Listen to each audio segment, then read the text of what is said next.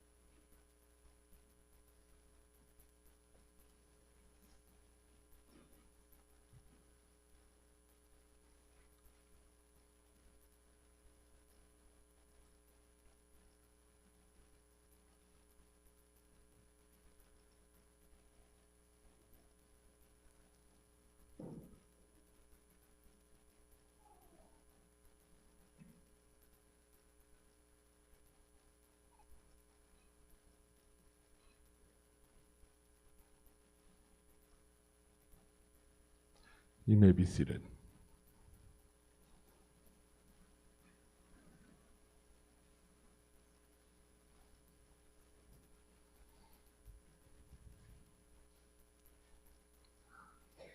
Every death,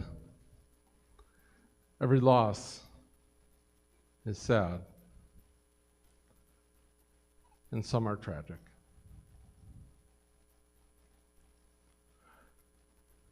Bonnie Weinberg Cowan is someone who lived her life to the fullest, each and every day. And that's part of what makes it so hard that she did not get the fullness of days that we all would have wished for her and for us. It is remarkable that today, this week, we read from the Torah, Parshat Shmini. It tells of the death of Aaron's two sons at the altar. When Moses seems to be chastising Aaron, we're told in the Torah, Vayidom Aharon, that Aaron was silent. Because sometimes that is the only thing that we can say in the face of death, is our silence. And that's what makes that particularly remarkable today, is that if we look on the wall hanging there, which is a portion of the book of Ecclesiastes, reminding us that there is a time to live, a time to die.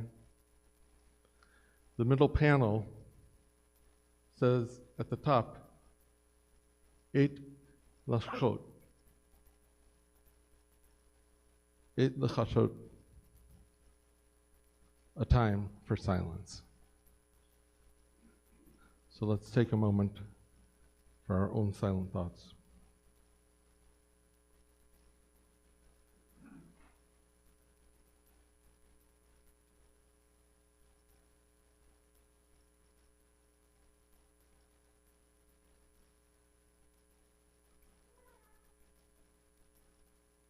And that is the most beautiful noise that we can hear.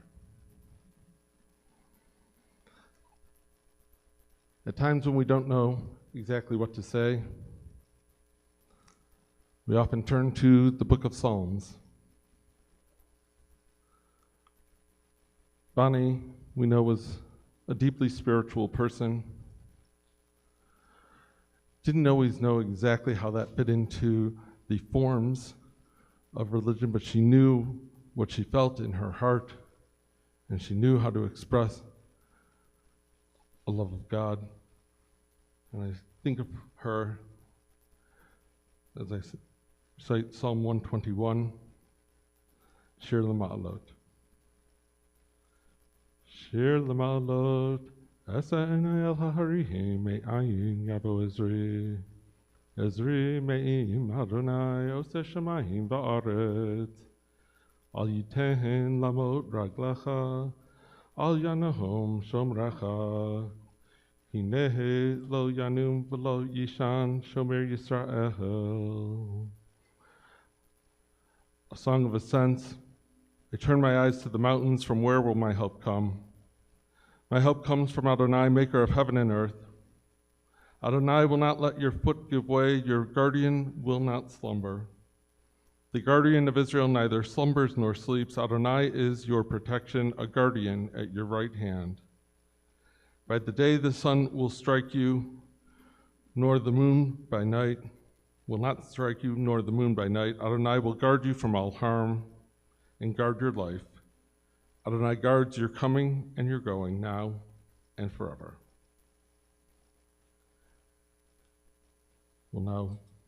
Cantor will now lead us in singing the 23rd Psalm.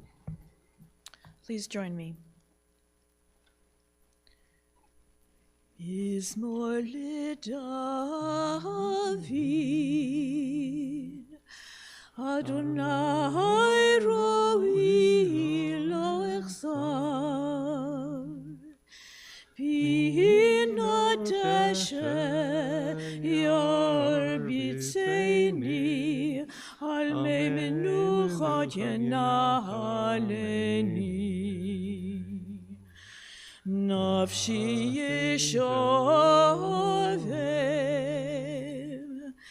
nafshi yeshovev,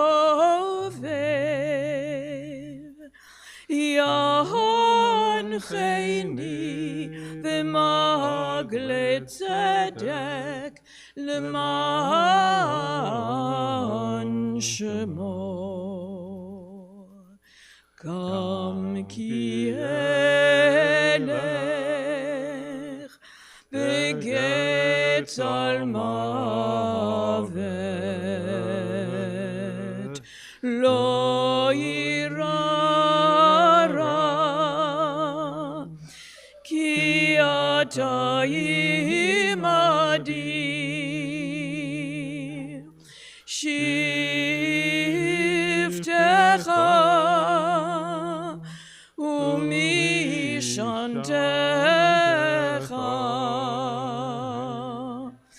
Shiftecha umishantecha hema yenachamuni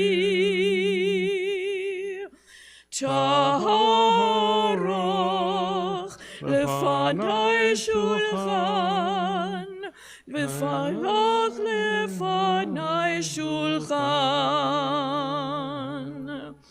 taharach lefanai shulchan neged sorerai tishanta v'shemen roshi tishanta v'shemen roshi tishanta v'shemen roshi kosi revaya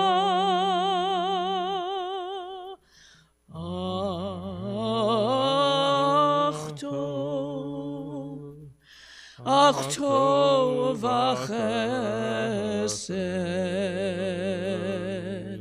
yirdefuni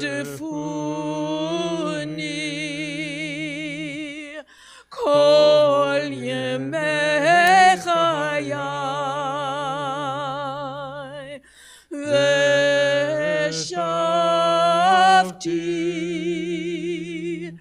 v'shavti beveit Adonai v'shavti beveit Adonai leorech yamim yalanai lai lai lai ya la la la la la, ya la la la la la la, ya la, ya la la la la la, ya la la la la la, ya la la, ya la.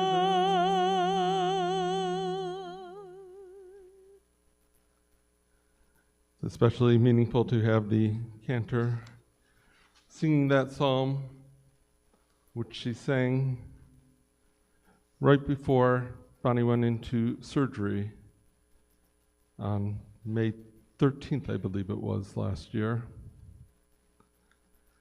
And Bonnie told us afterwards that she was humming the melody all the way through the process.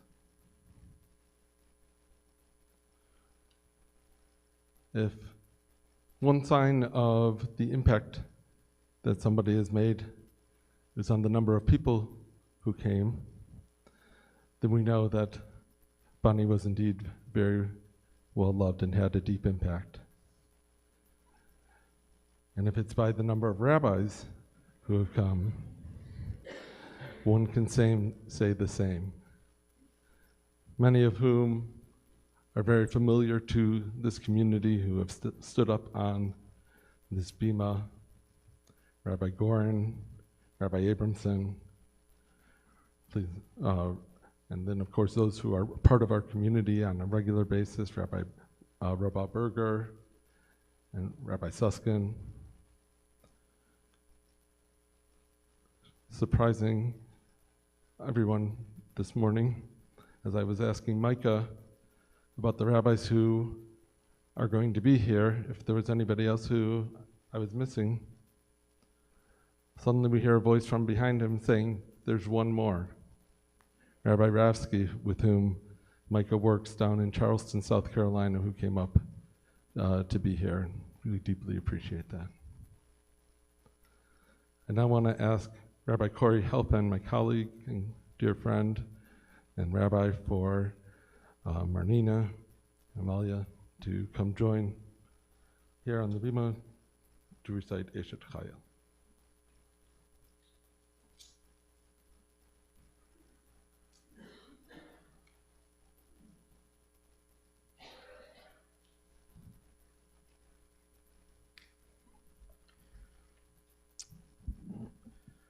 I was here for the first time just a few weeks ago, and I had a chance to take a tour of the artwork, not fully understanding the depth of the connection. And I was just looking over at one of the other dualities or binaries, et sefod ve'et rekod, a time of wailing or eulogizing and a time of dancing, something that I know was deeply a part of Bonnie's life. I once heard a teaching from Rabbi Nachman that even in a moment of wailing, that when we can pull each other in and hold on to each other amidst the wailing, that at some point, God willing in the future, we might be able to turn the bechi, the crying, into joy once again. Perhaps something that we can all aspire to do, to dance in Bonnie's honor, as a way of celebrating her memory for a blessing. Eshet chayil mi yimsa berachok mipninim michra batach ba lev bala v'shalal lo yachzar g'malatu tov v'lo ra kol yemei chayeha. What a precious find is an Eshet chayil, a woman of valor, her worth far beyond rubies. Her husband, her children, her family, her community put their confidence in her and lack no good thing. She is good to them, never bad, all the days of her life. She opens her hand to the needy and extends her hand to the poor. She is clothed with strength and splendor. She looks to the future cheerfully. She opens her mouth with wisdom. Her tongue is guided by kindness. She is praised by all. Many women have done superbly, but she surpasses them all. A God-revering woman is much to be praised. Extol her for the fruit of her hand wherever people gather. Her deeds speak her praise. שקר החן והבל היופי, אישה יראת אדוני, היא תתהללתנו לך מפרי ידיה, והללויה בשערים מעשיה.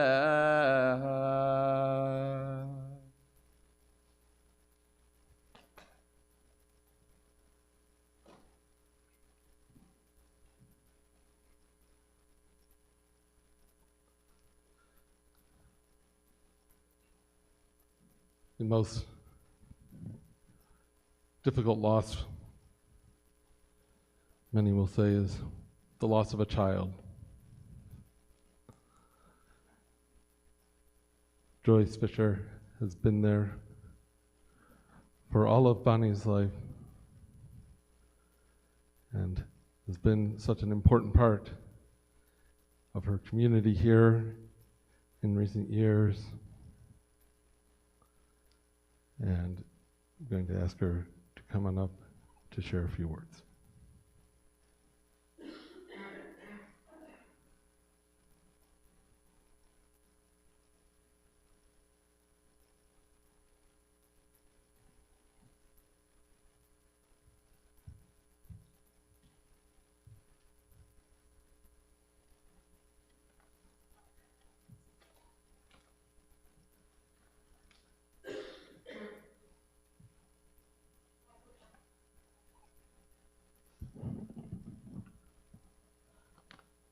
Bonnie, Mike asked me if I would like to speak to you, to Bonnie's friends and family. She was born on a cold, snowy storm in St. Louis, born as the first grandchild. She had 2 ponytails in her hair. The nurses put a bow on top and one in the back. Was that a message to me she wanted a sister and a brother? I thought so. She soon afterwards had a sister Laurie and a brother Sandy. Bonnie used to climb in the playpen when Laurie was a baby to play with her. What a beautiful sight for a mother to see. She wanted 3 children also to replace she and her siblings to keep the Jewish religion alive. It was so important to her. At a young age, she expressed this. But first I want to tell you of her strength that she showed. Strong strength. As a family, we drove to Ottumwa, Iowa to see family. She was on a swing, a heavy steel one. It broke and landed on her back. She shook it off. The trip continued.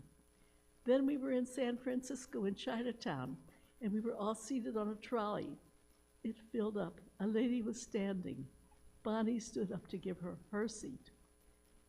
The trolley jerked, Bonnie fell and broke her arm.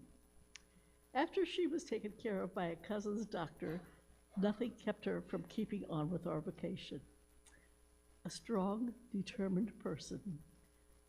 I was going to tell you about my mother, who Bonnie was named after, but we are not here to hear that. But they both graduated college. They loved learning dancing, as the rabbi just mentioned, being in the kitchen, and planting flowers, plants, and their husbands saw my dad and Elliot, my new son. Going back to my daughter now, a friend's daughter was going to be bat mitzvahed and asked if I would like to bring Bonnie to the services. Bonnie didn't hesitate when asked, and afterwards on the way home, I asked if she was interested in learning Hebrew, and again the answer was yes. Our temple, reformed, had only had 1 bat mitzvah at that time, the rabbi's daughter. Then Bonnie came along and was bat mitzvahed. She worked at the temple library after school. She loved books and the surroundings. As an adult, she was always reading to her children and grandson, buying books for them. While in junior high school, she met a girl who only talked with her hands. and Bonnie learned to talk to her that way. Bonnie was inspired to become a speech pathologist. Then she became a candy striker and loved that. When she decided on what college to go to, she picked the University of Missouri, not far from home, 150 miles, and it had a marching band. She played the flute in high school, and the college was going to take the marching band to England. Off she went. After graduating from Mizzou, she went to Memphis and got her master's degree. She started working in a college in Florida, working with children, helping them learn to speak. I received a phone call from her asking if she could come home and go back to school to become a doctor. She wanted to write the prescriptions, not fill them. What could I say but yes? She started school that fall in pre-med, and now it is Rosh Hashanah time. I had a dear friend, Sandy, and she and her husband belonged to a conservative synagogue, B'nai Emunah, and met Elliot there while he was working on his PhD at Washington University. So she invited them over for dinner. Need I say more? My husband told me Elliot is for Bonnie, and while Rudy and I were in California, we received a phone call. They wanted to get married. Years later, Rudy told me Seth should be my new grandson. God bless. God bless Bonnie.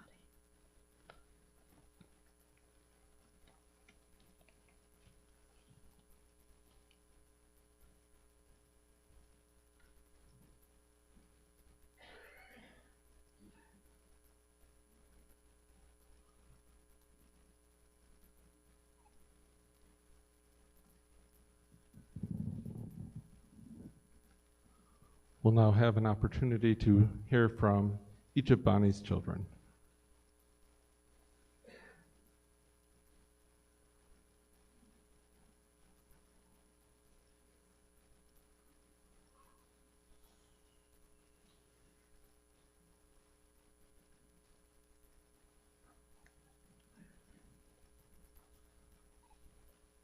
Lechol zman ve'et lechol chefetz tachat hashamayim.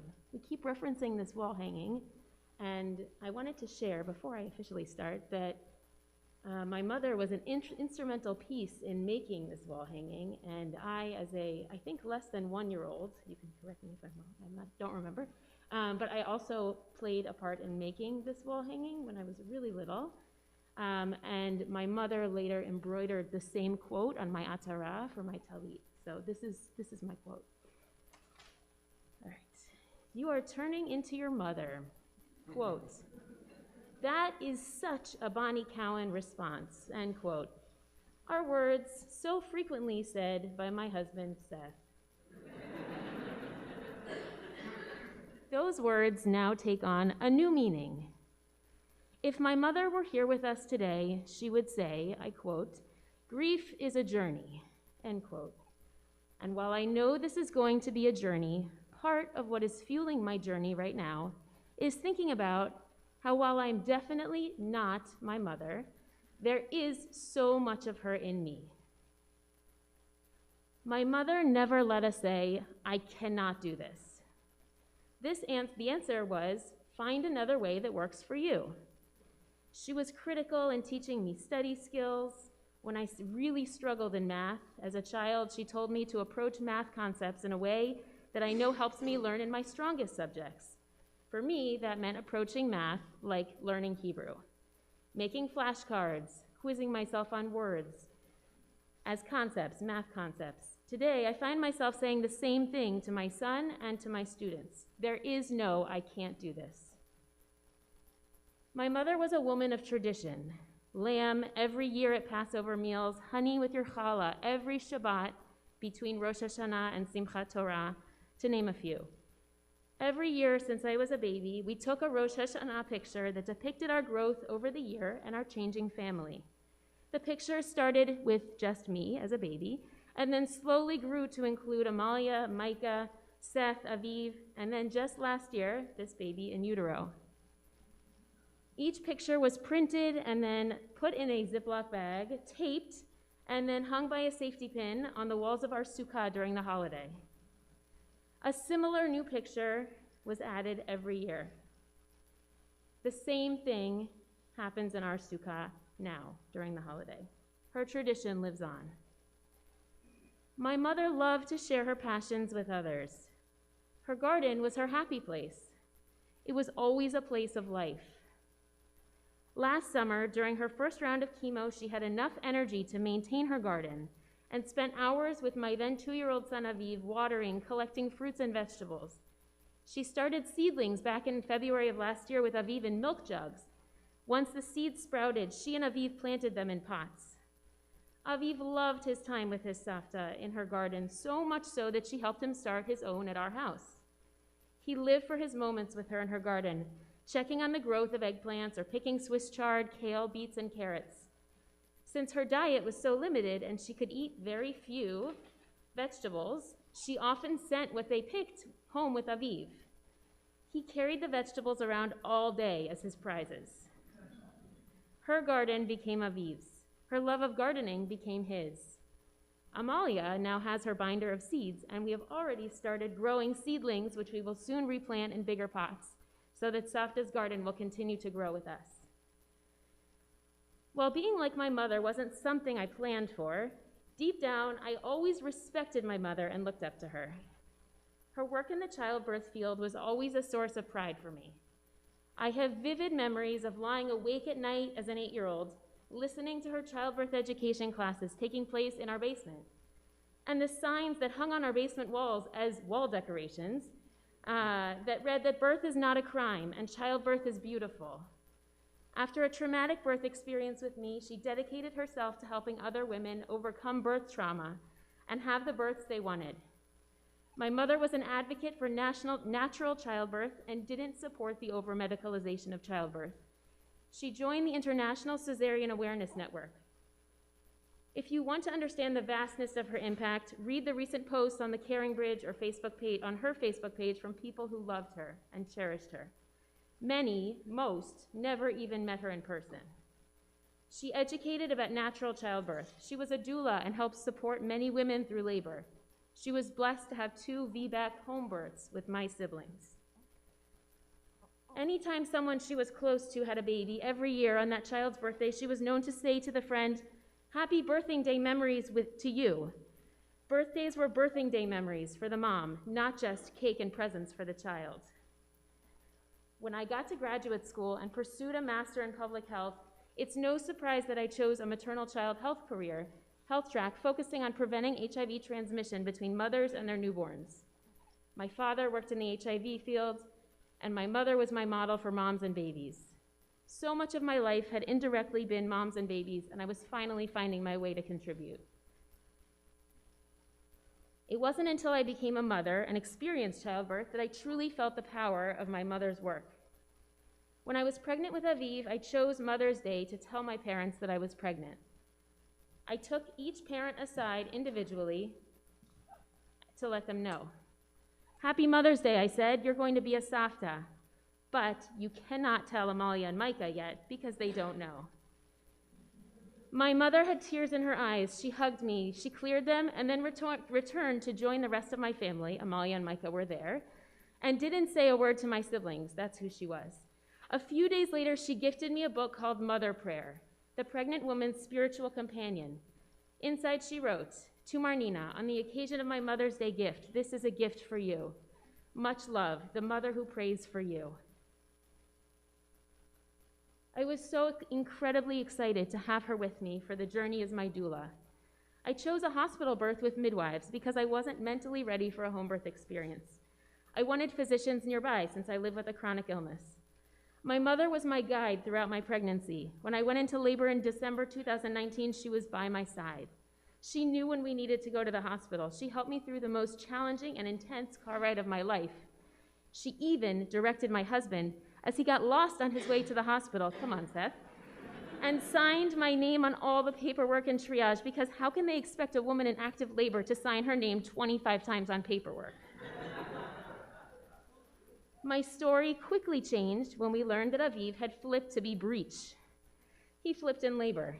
My chances of a midwife-led childbirth disappeared, and my chances of C-section shot up.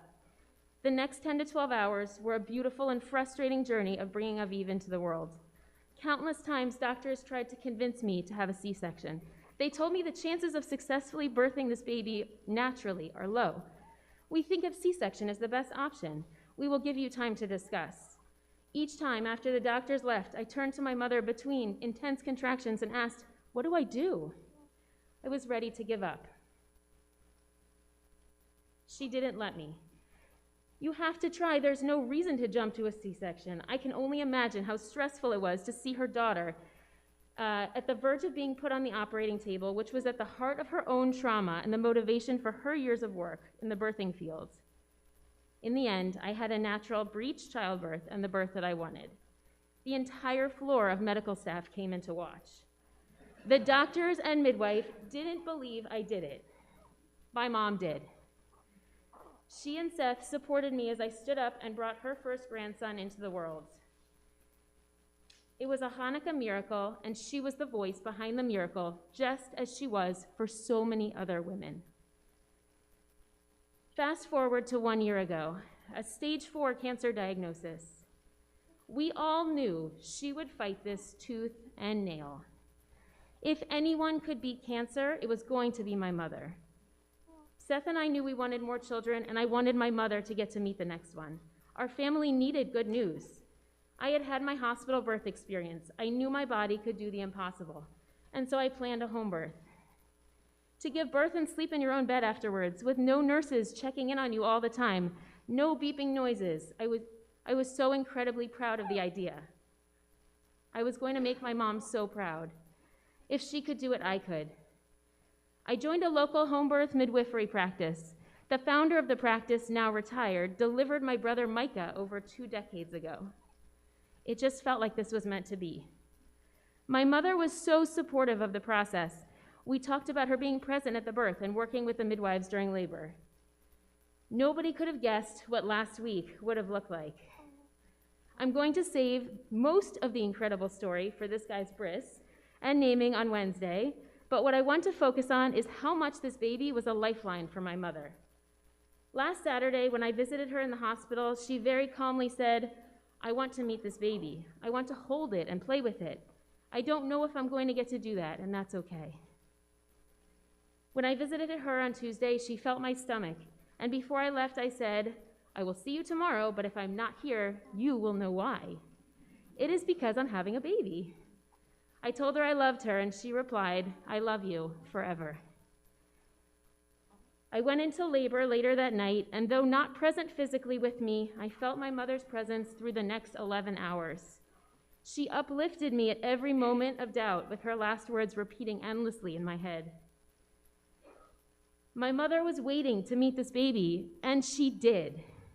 Less than 6 hours after he was born at home, and she passed away less than 24 hours later. She knew I had a home birth.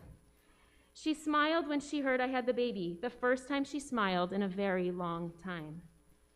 She looked at the baby and she touched him. If my mom were physically here with us today, she would be reminding us that, quote, "Your grief is born of love." And while I certainly am not my mother, so much of me is and will always be. I love you forever.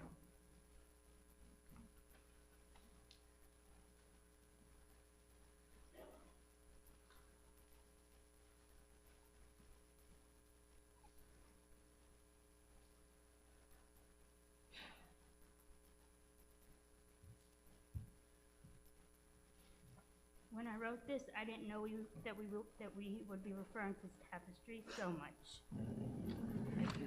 By the way.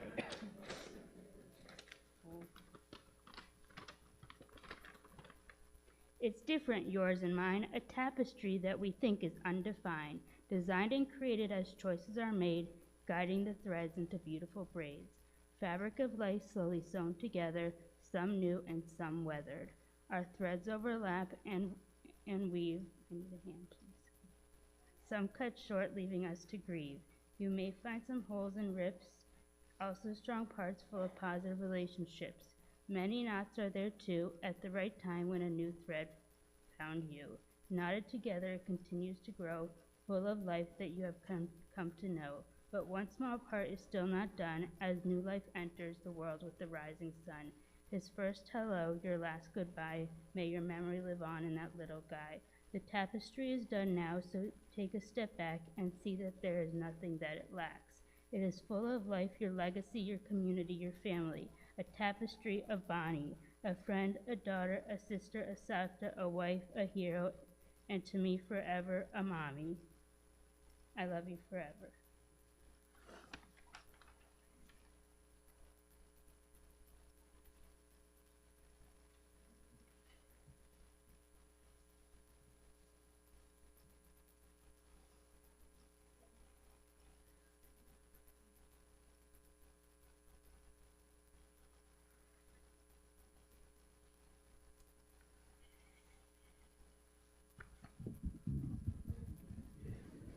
Good height difference in our family.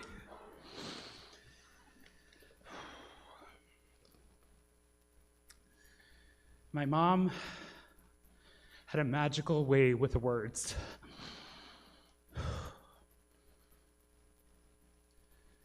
She knew what to say. She knew what to say to you to make you feel heard, feel comforted, to feel that you weren't alone. For example, she always knew what to say in response to what I believe to be one of my greatest weaknesses, the fine arts. Painting, drawing, ceramics, anything of the sort. I became somewhat of a perfectionist in my art projects at school, and everything always ended up as not good enough in my eyes. It never compared to the work of my classmates, except to my mom. While my mom frequently wore traditional jewelry, more often than not, you could often find her wearing a piece of jewelry that I made for her at school. A clay pin that in my eyes looked like a weird pizza, or a necklace made of metal wingnuts. To her, those were the perfect additions to every outfit. She wore that clay pin proudly on the way to her first surgery as a part of her journey with cancer. My sisters and I frequently did the same art projects as we went through JDS, and my mother intentionally kept each of them. When we each did the same foil art project for Hanukkah in elementary school, she framed each of our pictures, and they hung and continue to hang on the wall in our dining room. I remember years ago, when I first made it, seeing Marnina and Amalia's Hanukkah pieces on the wall, and I brought mine home, so proud of it. But in seeing theirs on the wall, I thought mine was terrible and refused to give it to her. I thought it was lost forever, until Hanukkah this year, she somehow found it, framed it, and the triad on the wall was complete. In the past months, she took the Chanukiot that each of us made out of clay, framed them together, and hung them above the piano, across from the blue chair where she would sit when in pain. While I look at those pieces of art that I made and struggle to think of them as beautiful, she couldn't help but only see the beauty in them. She would look at them and find joy and pride. While I would be hard on myself, she would see the positive and genuinely, wholly mean it. Sometimes she didn't know the words being said around her, and I would try to help her. Despite a career in helping people struggle with saying words, the foreign language of Hebrew was always a challenge for her. Every week, she would patiently sit at the Shabbat dinner table, glancing at my dad, waiting for him to start to sing Eshet Chayil, as Rabbi Halfan recited for us earlier. Whenever he reached the line, Pia potcha b'chochma v'torat chesed al lashona, her mouth is opened in wisdom, kind Torah is on her tongue, I would try to lock eyes with her and aggressively open my mouth and stick out my tongue to encourage her to do the same, to mimic the words that my dad would sing to her. She would never really get the message, but even with her mouth closed, she always had such strong wisdom to share. Though some Hebrew words, she knew exactly what they meant and the power that they held. While she has been lighting Shabbat candles for decades, over the past year, she would try to hold back tears as she said the blessing over her 2 candles and the extra one for Aviv as she welcomed in another day of rest. The blessing of celebration became one of weary hope, of wanting more of those nights to celebrate with her family.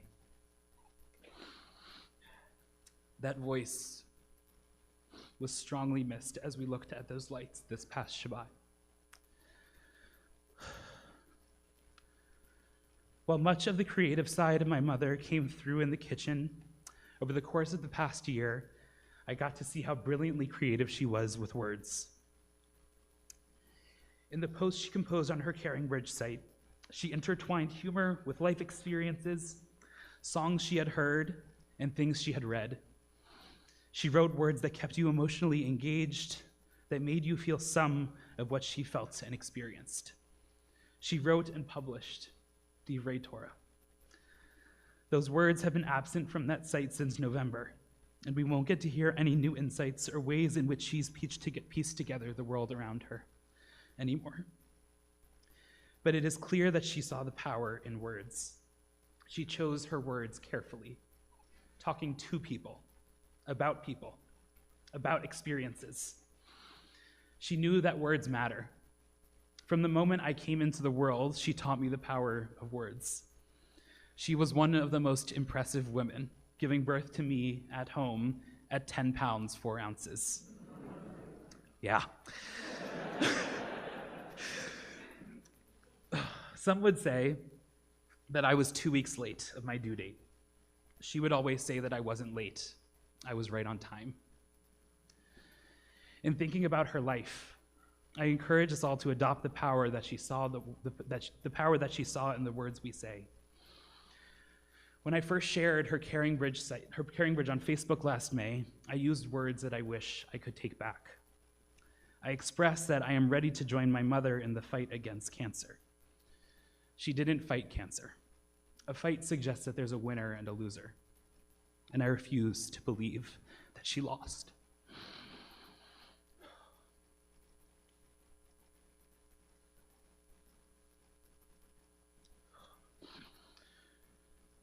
Cancer became a part of her story. Can't see. A part of her life, and she took it with her. We may have lost her, but she did not lose. In leaving the hospital on Monday night, I held her hand, said I love you to her, and she mustered out a response, like she did with Marnina and with Amalia. I love you forever. Forever. In choosing the words to remember my mom, it is only fitting that her memory not just live on, but live on forever. I love you, sir, forever. Yehi zichra baruch le'olam.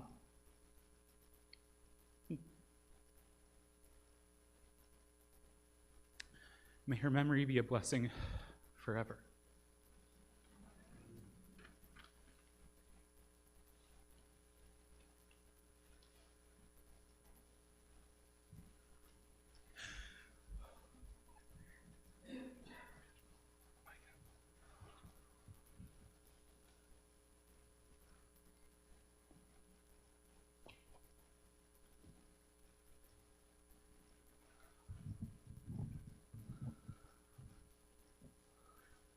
On behalf of all of us who are here, I think most of whom I can see, but there's seems to be spilling out into the hallways. Want to express our deepest condolences to Elliot on the loss of his wife, to Joyce on the loss of her son, daughter. I was looking at her son. To Sandy and Gary and Lori on the loss of your sister and sister-in-law. And of course, to Marnina, Seth, Amalia, and Micah on the loss of your mother, and I know that she thought of you like another son. And of course, to wonderful Aviv, who she loved to play with, and to baby boy Cowan, his brother, who we know will carry on so much of her legacy. It was about a year ago that Bonnie and Elliot came to see me to tell me that Bonnie had cancer. We talked for a long time, and in her typical fashion, Bonnie was sad and concerned, but also full of energy and ready to fight it with everything that she had. The fear, chief among them, was the concern that she would not get to know her grandchildren.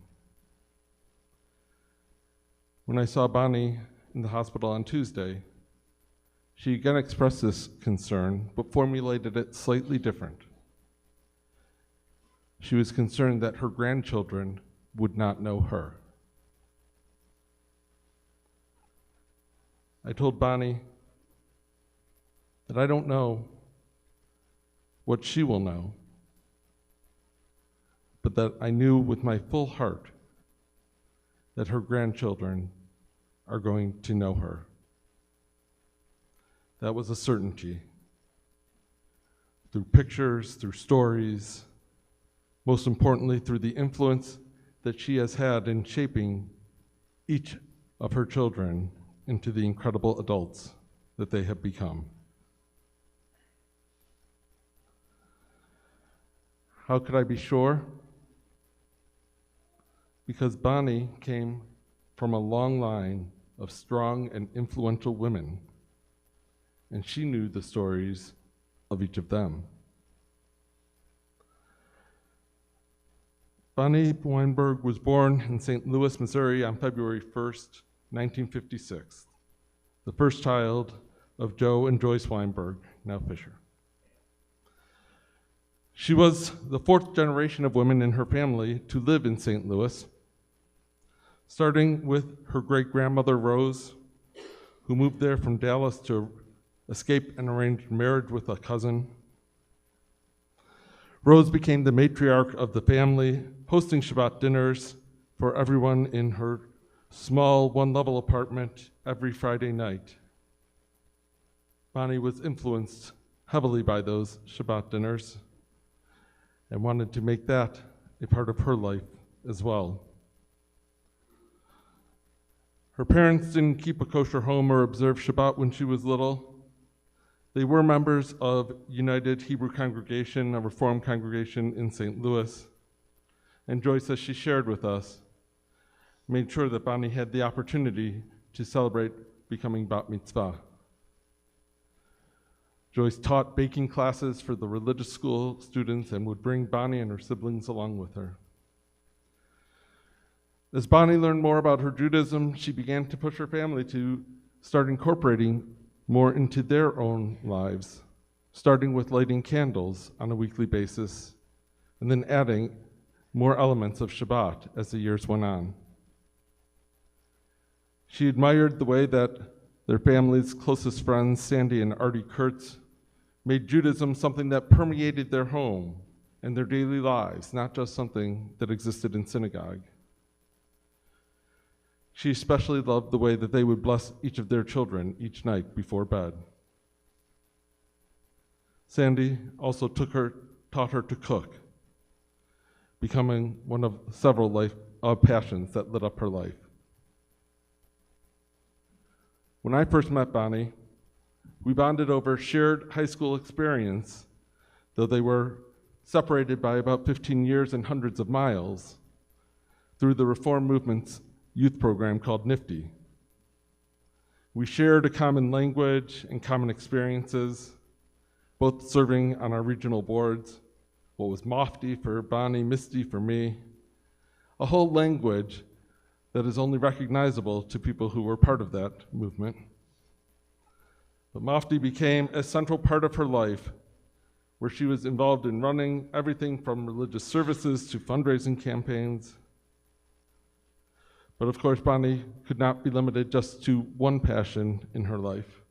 As we heard, marching band was another important piece. Girl Scouts, serving as a candy striper and a babysitter. And she loved her St. Louis Cardinals.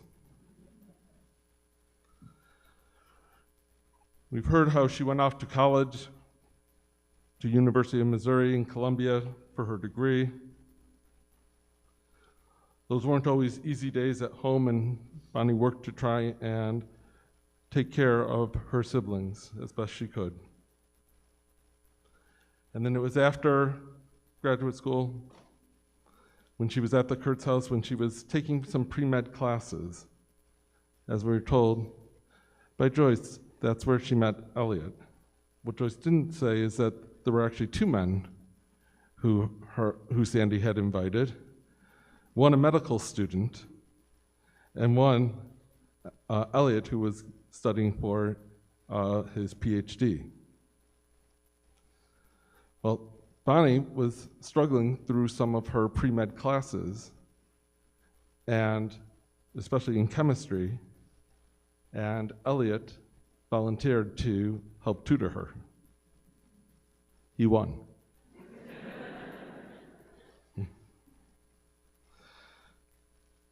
Bonnie was so grateful to him for his teaching that she sent him a huge bouquet of flowers with a note, "Thank you for rescuing me." We're not sure if that's from the test or from the other guy.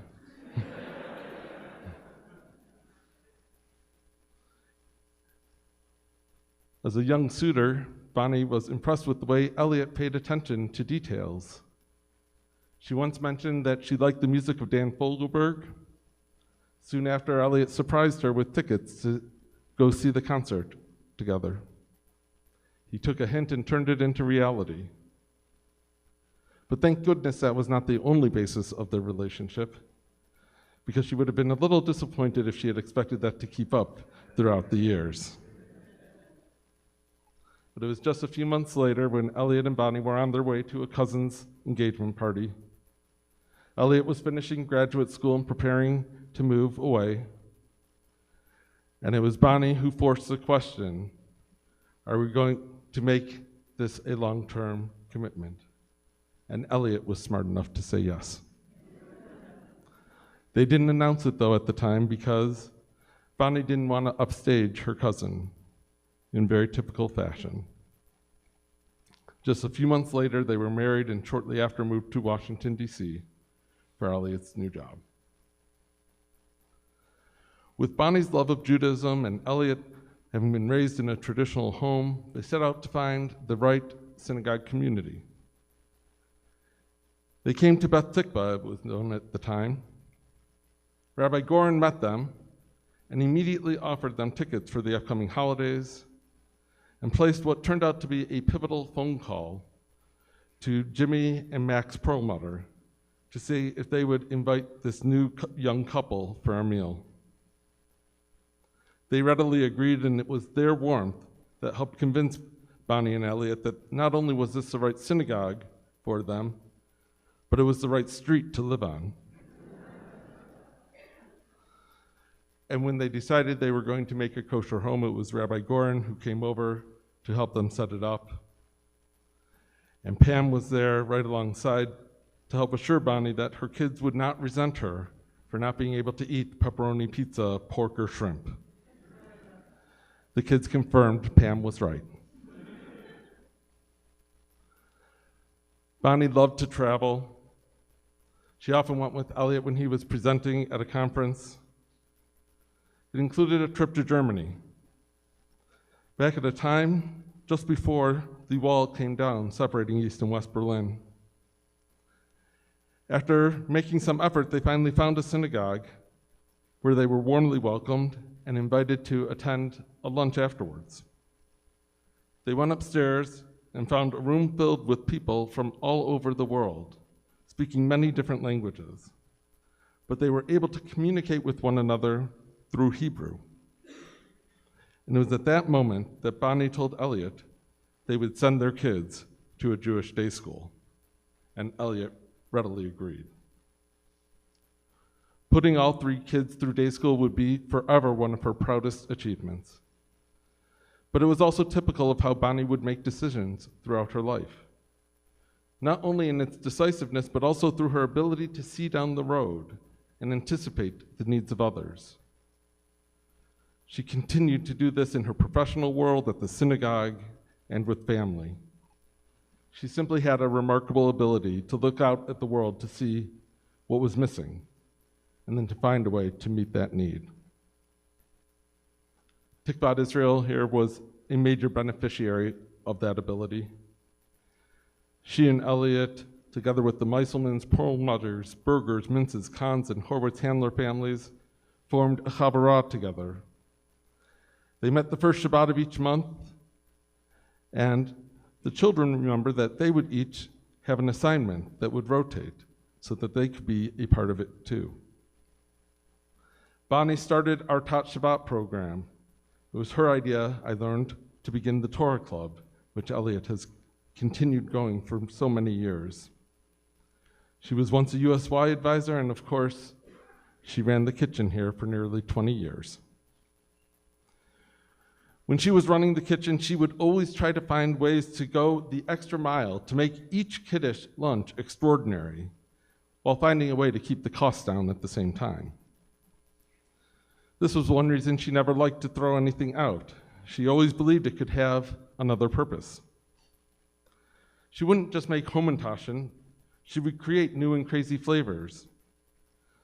When you cut into one of her signature chalot, you would never know what you were going to find. Perhaps something sweet, cake-like, or something savory, like a spinach and feta. But it was always something new. Food was one of the important ways that Bonnie expressed her love, and she passed this down to each of her children, and especially the challah to Micah, who was always her willing assistant and then turned it into a mini business while in college. We've heard from Marnina, so I won't repeat, about the incredible work that she did with an organization called I Can, right? Marnina said she never accepted I can't. So the organization she formed, or that she was part of, was I Can, International Caesarean Awareness Network. There was references made to the Facebook page and the Caring Bridge page. I want to just share a few lines from a poem that one of the women who she assisted wrote upon learning of her death. The Birth Warrior for Bonnie Weinberg Cowan. There is a special woman carefully selected, her own birth sacrificed for what she will bring to others. Many will reach for her help, bleeding, wounded, crying, and she will be there time and time again, holding them in their pain and understanding them deeply. The injured become her sisters, her daughters. She will teach them to question and to find their voice, even if it shakes. You will need this now, always. She finds healing in her giving and energy from her anger. History will not repeat itself because she has chosen to be a birth warrior.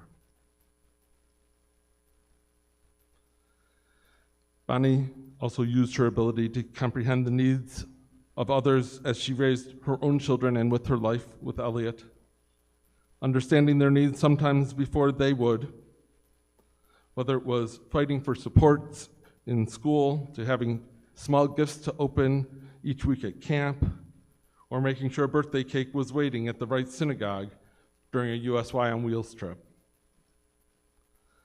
Of course, anticipating the needs and being able to implement it on time are not necessarily the same thing. They sometimes had to wait a little while, birthday parties taking place at half birthdays instead of the full birthdays. But as we heard before, she had a mantra that she would share.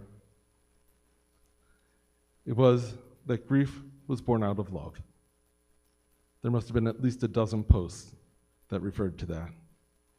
And how well we understand that today. Because whether you were one of the Junies, an international group of women who gave birth in June of 1997, a member of her chavara, a friend, a mentor, a mentee, or a neighbor. Everyone who Bonnie met was impacted by knowing her, and they were the recipients of her kindness. Because above all, Bonnie was about building community. So that is how I know fully that Aviv and his baby brother and any other future grandchildren are going to know Bonnie. Because it is not only their parents who will tell them stories. It will be a non-Jewish neighbor who received one of her Mishloach Manot packages at Purim with a note explaining the holiday. It will be a woman for whom she was a doula and traveled many miles and spent many days so the woman would be able to have the birthing experience she wanted. It will be members of the synagogue who will tell about her Israeli dancing or her reading Torah every year on the second day of Rosh Hashanah. And it will be in the packages of toys that she put away for future birthdays. Today, we all grieve, but we know that our grief, as Bonnie taught, is a grief that is born out of love. I want to close by paraphrasing from a song from one of her favorite artists, as I mentioned before, Dan Fogelberg, the leader of the band. It was a eulogy of sorts for his father. I've adapted it slightly. We thank you for the music and your stories of the road. We thank you for the freedom when it came our time to go. We thank you for your kindness and the times when you got tough. And Bonnie, we don't think we said I love you near enough. The leader of the band is tired. Her eyes are growing dim. Her blood runs through our instruments, and her song is in our soul. Our life may be a poor attempt to imitate the woman, but we promise that we will be the living legacy to the leader of the band. Bonnie, you have been the leader of so many bands here at Tikvat Israel, with ICANN, your friendship group, your family. We make a solemn oath that we will all strive to be your living legacy.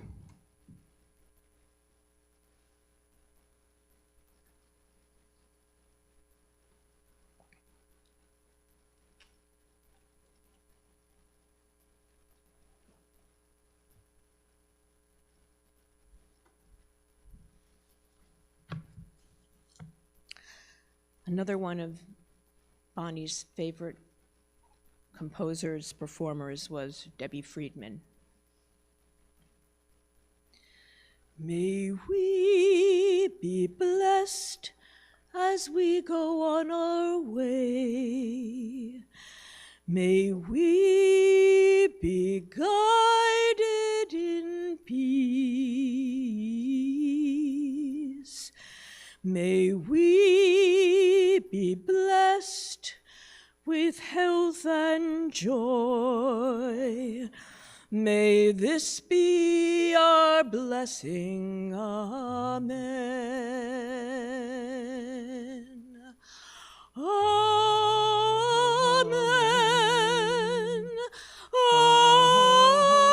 Amen. May this be our blessing. Amen. Amen. Amen. May this be our blessing. Amen. May we be sheltered by the wings of peace. May we be kept in safety and in love. May grace and compassion find their way to every soul. May this be our blessing. Amen. Amen. Amen. May this be our blessing. Amen.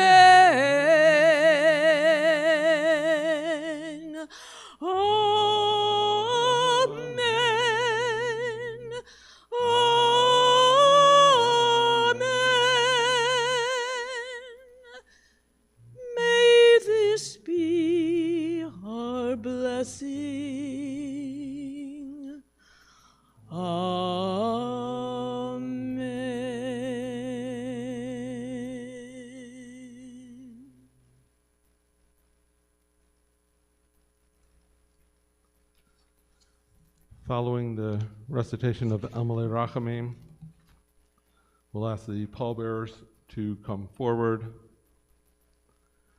to be able to escort Bonnie on this last leg of her journey. The family will follow after, out to the hearse. We ask that you please stay in your cars in your spots until the family is able to line up behind the hearse.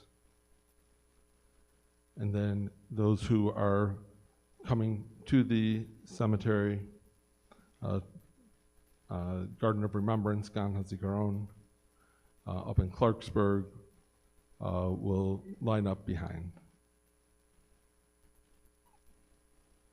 We rise.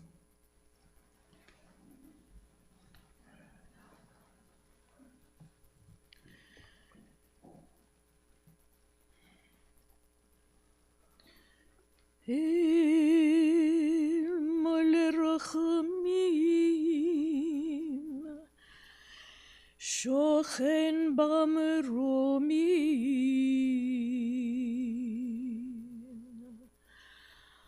hamitzei menucha nechona,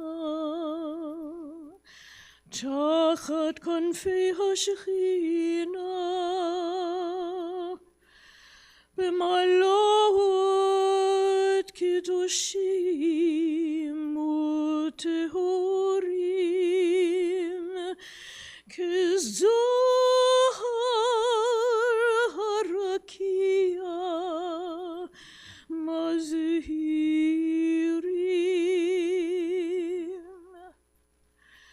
et nishmat blumachana Bat Yosef ve'Yakova shehalcha leolamach began Eden tehei menuchata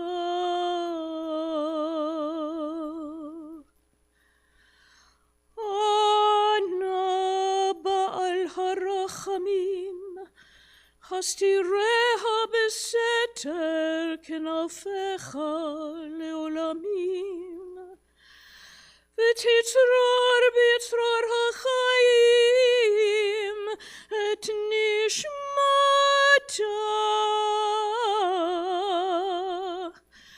Adonai hu nachalata V'tanuach b'shalom al mishkava v'nomar Amen.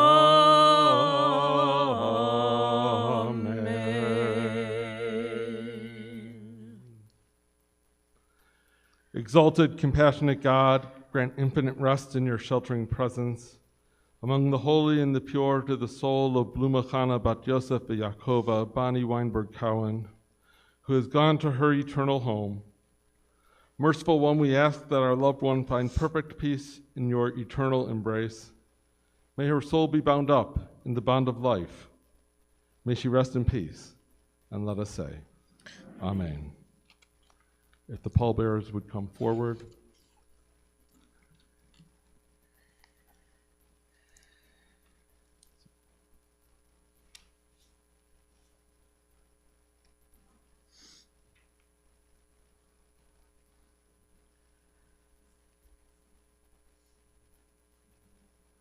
The information for Shiva was sent out by email and is available through the synagogue if you need it.